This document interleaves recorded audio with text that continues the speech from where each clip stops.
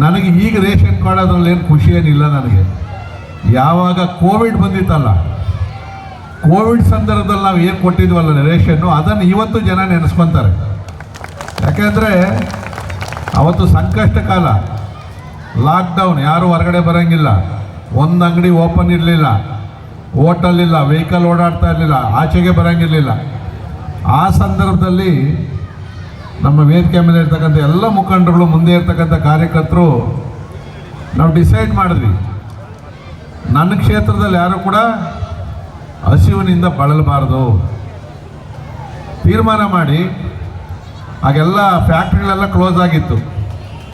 ಆಗ ನಮ್ಮದೇ ಸರ್ಕಾರ ಇತ್ತು, ಯಡಿಯೂರಪ್ಪರು ಮುಖ್ಯಮಂತ್ರಿ ಆಗಿದ್ದರು, ನಾನು ಪೊಲಿಟಿಕಲ್ ಸೆಕ್ರೆಟರಿ ಆಗಿದ್ದೆ, CMಗೆ ಕಾರ್ಯದರ್ಶಿ ಆಗಿದ್ದೆ ನಾನು. ಆಗ ಗೌರಿಬಿದನೂರಲ್ಲಿ ಎಣ್ಣೆ ಫ್ಯಾಕ್ಟ್ರಿಗಳಿತ್ತು, ಕಡಲೆಕಾಯಿ ಎಣ್ಣೆ, ಅದನ್ನು ಓಪನ್ ಮಾಡಿಸ್ದೆ.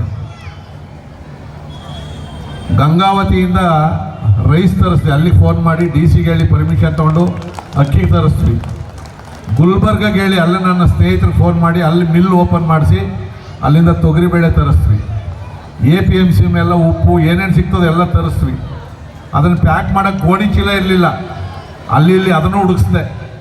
ನಮ್ಮ ಅಂಬೇಡ್ಕರ್ ಭವನದಲ್ಲಿ ಹಾಕ್ಕೊಂಡು ಸುಮಾರು 3 ತಿಂಗಳ ಕಾಲ ಎಲ್ಲ ರೇಷನ್ ತರಿಸೋದು, ಪ್ಯಾಕ್ ಮಾಡೋದು ನಾವೇ. ಅವಾಗ ಯಾರು ಕೂಲಿಗೂ ಬರ್ತಾ ಇರಲಿಲ್ಲ, ಯಾರನ್ನು ಹೊರಗಡೆ ಬರ್ತಾ ಇರಲಿಲ್ವಲ್ಲ, ಪೊಲೀಸವ್ರು ಬಿಡ್ತಾ ಇರಲಿಲ್ಲ, ನಾವೇ ಮೂಟೆ ಹೊರ್ತಾ ಇದ್ವಿ. ಪ್ಯಾಕ್ ಮಾಡಿ ಎಲ್ಲರಿಗೂ ಟೋಕನ್ ಕೊಟ್ಟು ನಮ್ಮದು ಸ್ಟೇಡಿಯಮ್ಮಲ್ಲಿ, ಕೆರೆ ಏರಿ ಮೇಲೆ ಈ ಥರ ನಿಲ್ಲಿಸಿ 5 ಬಾರಿ ಇಡೀ ನನ್ನ ಕ್ಷೇತ್ರದಲ್ಲಿ 5 ಸರಿ ರೇಷನನ್ನು ಕೊಟ್ವಿ ನಾವು. ಬೇರೆಯವ್ರಿಗೆ ಕೊಟ್ಟಿರ್ಬೋದು, ಪ್ರಶ್ನೆ ಬೇರೆ. ತರಕಾರಿಯನ್ನು ರೈತರ ಹತ್ರ ಖರೀದಿ ಮಾಡಿ ತಗೊಂಡು ಕೊಟ್ವಿ. ಅವಾಗ ನಾವು ಸುಮ್ಮನೆ ಇರ್ಬೋದಾಗಿತ್ತು, ಅವಾಗ ಯಾವುದೇ ಎಲೆಕ್ಷನ್ ಇರಲಿಲ್ಲ. ಯಾಕೆ ನಾವೆಲ್ಲ ಜೊತೆಯಲ್ಲಿದ್ವಿ ಅಂದರೆ, ಯಲಹಂಕ ಅಂದರೆ ನಮ್ಮ ಮನೆ ಇದ್ದಂಗೆ. ಆ ಬಡವ್ರಿಗೆ ಏನಾದರೂ ಕೊಡಲೇಬೇಕು, ಯಾಕಂದರೆ ಕೂಲಿ ಇದ್ದರೆ ಉಂಟು, ಇಲ್ಲಾಂದ್ರೆ ಅವ್ರಿಗೆ ಏನಿರ್ತದೆ, ವಾರಕ್ಕೆ ಸಂಬಳ ತಗೊಳೋರವರೆಲ್ಲ ಕೂಡ.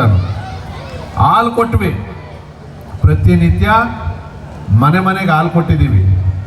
ಬಹುಶಃ ನಮ್ಮ ಹುಡುಗರು ಅವ್ರ ಮನೆಯವ್ರು ಹಾಲು ತಗೊಂಬಂದ್ರೆ ತರ್ತಾ ಇರ್ತಾರೋ ಏನೋ ಗೊತ್ತಿಲ್ಲ. ಆದರೆ ಅವತ್ತು ಹೇಳಿದೆ ನಾನು, ಪ್ರತಿ ಬೂತ್ ವೈಸು ನೀವು ಏರಿಯಾ ವೈಸು ತೊಗೊಂಡೋಗಿ ಹಾಲು ತೊಗೊಂಡೋಗಿ ಕೊಡಬೇಕು ಅಂತೇಳಿ. ಹಾಲು ತೊಗೊಂಡೋಗಿ ಕೊಟ್ಟರು. ಬೆಳಗ್ಗೆ 5 ಗಂಟೆಗೆ ಹೋಗಿ ಗೋಣಿ ಚೀಲದಲ್ಲಿ ಹಾಕ್ಕೊಂಡು ಮನೆಗೆ ಹಾಲು ತೊಗೊಂಡೋಗಿ ಕೊಟ್ಟರು. ಇಂಜೆಕ್ಷನ್ ಬಂತು ಕೋವಿಡ್ದು, ಎಲ್ಲ ಕಡೆ ನಮ್ಮ ಹುಡುಗರೇ ನಿಂತ್ಕೊಂಡು, ನಮ್ಮ ಸತೀಶ್ ಇಲ್ಲ, ದಿವಂಗತ ಸತೀಶ್ ನೆನ್ಕೊಬೇಕು, ನಾನು ನಮ್ಮ ಅಧ್ಯಕ್ಷರಾಗಿದ್ದರು, ಅವರ ನೇತೃತ್ವದಲ್ಲಿ ಎಲ್ಲ ಕಡೆನೂ ಕ್ಯೂ ಮಾಡಿಸಿ ಬಂದಂಥವ್ರಿಗೆಲ್ಲ ನೀರು ಕೊಟ್ಟು, ಬಿಸ್ಕೆಟ್ ಕೊಟ್ಟು, ಇಂಜೆಕ್ಷನ್ ಹಾಕಿ ಕಳಿಸ್ತಾ ಇದ್ವಿ. ಬರೀ ಯಲಹಂಕದವ್ರು ಬಂದಿರಲಿಲ್ಲ, ಇಡೀ ಬೆಂಗಳೂರವ್ರು ಬರ್ತಾಯಿದ್ರು ಇಲ್ಲಿ. ಯಾಕಂದರೆ ನನಗೆ ಪ್ರಶಾಂತ್ ಅಂತೇಳಿ ಒಬ್ಬ ಸ್ನೇಹಿತರಿದ್ದರು, ಅವ್ರು NGO, ಅವರು ಬೇರೆ ಬೇರೆ ಕಡೆಯಿಂದ NGOಗಳ ಕಡೆಯಿಂದ ಖರೀದಿ ಮಾಡಿ ನಮ್ಮ ಯಲಹಂಕಕ್ಕೆ ಎಕ್ಸ್ಟ್ರಾ ಕೊಡ್ತಾಯಿದ್ರು. ನಮ್ಮಲ್ಲಿ ಕೊರತೆ ಮಾಡಲಿಲ್ಲ. ವ್ಯಾಕ್ಸಿನೇಷನ್ ಎಲ್ಲರಿಗೂ ಕೊಟ್ವಿ. ಯಾವ ಪಾರ್ಟಿ ನೋಡಲಿಲ್ಲ ನಾವು, ಕಾಂಗ್ರೆಸ್ಸು ನೋಡಿಲ್ಲ, JDS ನೋಡಿಲ್ಲ, ಯಾರು ನೋಡಿಲ್ಲ, ಯಾರು ಬಂದರೂ ಎಲ್ಲರಿಗೂ ಕೊಟ್ವಿ. ಕೊಟ್ಟುವ ಇಲ್ವಾ? ಅದು ನನಗೆ ಜ್ಞಾಪಕ ಇರ್ತಕ್ಕಂಥದ್ದು.